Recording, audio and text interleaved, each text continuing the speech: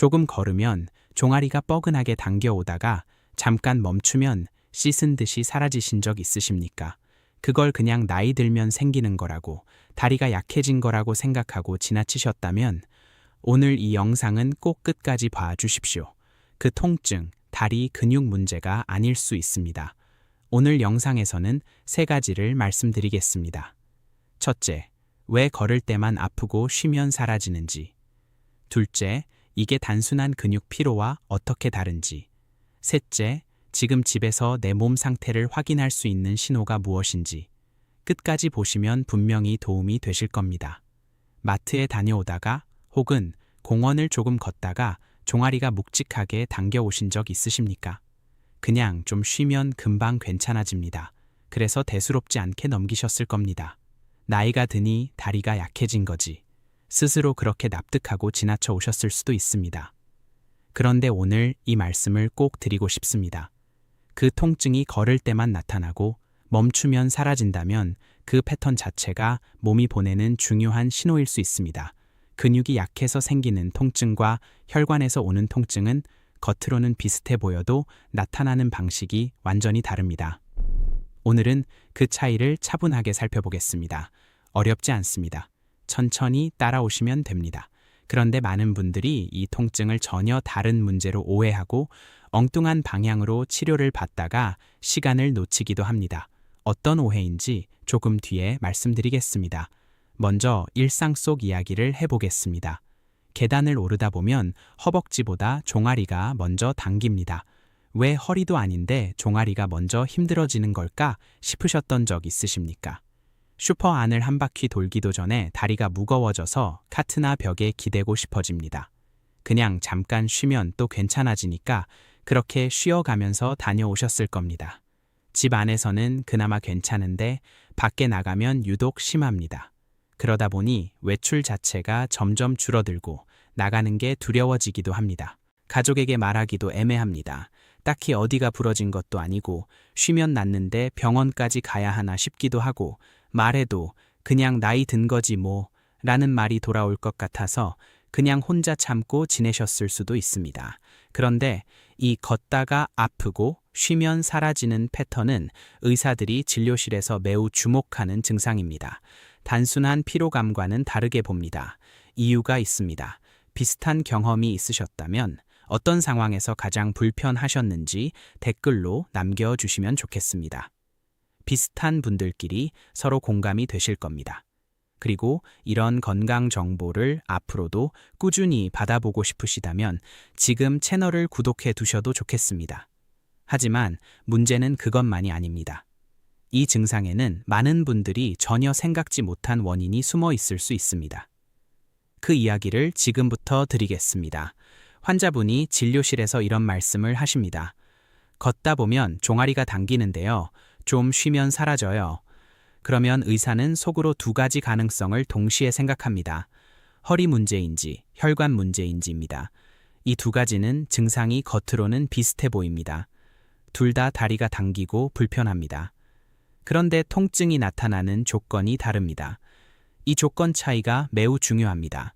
허리 디스크나 척추관 협착증이 있을 때는 걸을 때뿐만 아니라 앉아 있거나 누워 있을 때도 다리가 저리거나 당기는 경우가 많습니다. 특히 앉았다가 일어날 때, 허리를 앞으로 굽힐 때 증상이 달라지기도 합니다. 반면 혈관이 좁아져서 생기는 통증은 다릅니다. 가만히 있을 때는 전혀 불편하지 않습니다. 그런데 걷기 시작하면 나타납니다. 그리고 멈추면 거짓말처럼 사라집니다. 이것을 의학에서는 간헐적 파행이라고 부릅니다. 어려운 말이지만 뜻은 간단합니다. 걸으면 아프고 쉬면 괜찮아진다는 뜻입니다. 이 패턴이 반복된다면 다리 혈관의 흐름이 충분하지 않을 가능성을 생각해 봐야 합니다. 그렇다면 왜 걸을 때만 이런 일이 생기는 걸까요? 몸 안에서 실제로 어떤 일이 일어나고 있는지 이제 그 이야기를 드리겠습니다. 이걸 이해하시면 자신의 증상이 훨씬 더 명확하게 보이실 겁니다. 우리가 가만히 앉아 있을 때 다리 근육은 많은 혈액을 필요로 하지 않습니다. 그런데 걷기 시작하면 달라집니다. 근육이 움직이면서 산소와 에너지가 필요해지고 그만큼 혈액이 더 많이 공급되어야 합니다. 걸을 때 다리 근육이 필요로 하는 혈액량은 가만히 있을 때보다 훨씬 많아집니다. 건강한 혈관이라면 그 요구에 맞게 혈액이 원활하게 공급됩니다. 그런데 혈관이 좁아져 있다면 어떻게 될까요? 필요한 만큼 혈액이 도달하지 못합니다. 산소가 부족해진 근육은 통증과 경련으로 신호를 보냅니다.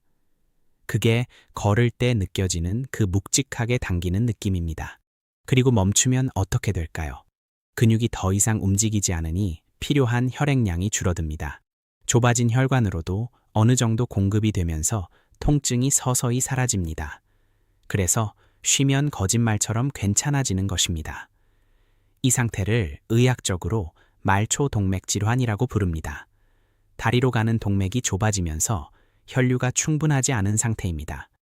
동맥경화, 고혈압, 당뇨가 오래 지속될 때 혈관벽이 서서히 두꺼워지고 딱딱해지면서 생기는 경우가 많습니다. 처음에는 5분 정도 걸으면 아픕니다. 그런데 시간이 지나면서 3분, 2분, 점점 더 짧아지기도 합니다. 그러면서 걸을 수 있는 거리 자체가 줄어들게 됩니다. 그런데 여기서 중요한 것이 하나 있습니다. 많은 분들이 잘 모르시는 부분입니다. 이 질환이 걱정되는 이유는 통증 자체만이 아닙니다. 다리 혈관이 좁아져 있다는 것은 몸의 다른 혈관 상태도 함께 살펴봐야 한다는 신호일 수 있기 때문입니다. 이 부분은 조금 뒤에 말씀드리겠습니다. 먼저 지금 내 몸에서 확인해 볼 수 있는 신호들을 먼저 살펴보겠습니다. 지금부터 말씀드리는 신호들, 내 몸과 하나씩 비교해 보시기 바랍니다. 첫 번째입니다. 걸을 때마다 통증이 나타나는 거리가 점점 짧아지고 있지 않으십니까? 처음에는 10분 걸어도 괜찮았는데 요즘은 5분만 걸어도 아프다면 혈관 상태가 서서히 나빠지고 있을 가능성이 있습니다. 두 번째입니다. 발이나 발가락이 다른 계절과 관계없이 유독 차갑고 양쪽을 비교했을 때 한쪽이 훨씬 더 차갑게 느껴진다면 주의가 필요합니다. 한쪽 다리로 가는 혈류가 충분하지 않을 때 이런 차이가 생기기도 합니다. 세 번째입니다. 발등 위쪽이나 발목 안쪽에 손가락을 살짝 대어 보시면 맥박이 느껴지실 겁니다. 그런데 한쪽 발에서 맥박이 잘 느껴지지 않거나 양쪽 차이가 크다면 혈류가 충분히 도달하지 못하고 있을 가능성이 있습니다. 네 번째입니다. 다리나 발에 작은 상처가 생겼을 때 유독 잘 낫지 않고 오래 가는 경험을 하신 적 있으십니까? 혈액 공급이 충분하지 않으면 상처 회복도 더뎌질 수 있습니다.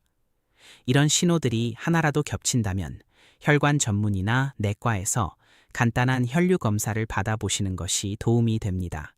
검사 자체는 어렵지 않습니다. 팔과 발목의 혈압을 비교하는 방식으로 다리 혈류 상태를 확인할 수 있습니다. 그리고 아까 드리려던 말씀입니다. 다리 혈관이 좁아진 분들은 심장이나 뇌로 가는 혈관 상태도 함께 확인하는 것이 좋습니다. 같은 동맥경화가 몸 여러 곳에 동시에 진행되는 경우가 있기 때문입니다. 이것이 이 증상을 가볍게 보지 말아야 하는 이유입니다. 하지만 너무 걱정하실 필요는 없습니다.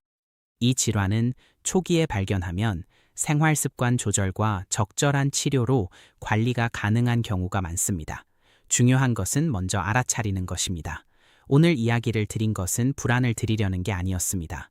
걷다가 종아리가 당기고 쉬면 사라지는 증상, 많은 분들이 그냥 나이 탓으로 넘기십니다. 그런데 그 패턴이 반복된다면 한 번쯤은 내 혈관 상태를 확인해 보는 것이 스스로를 위한 작은 배려가 될 수 있습니다. 모든 통증이 심각한 것은 아닙니다. 하지만 몸이 조용히 보내는 신호를 알아차리는 것, 그것이 건강을 지키는 첫걸음입니다. 한 가지만 기억해 주십시오. 걸을 때 아프고 쉬면 사라진다면 그 패턴 자체를 한 번은 의사에게 말씀해 보십시오. 그것만으로도 충분합니다. 가족 중에도 비슷한 증상이 있는 분이 계시다면 오늘 이 영상을 조용히 함께 나눠보셔도 좋겠습니다.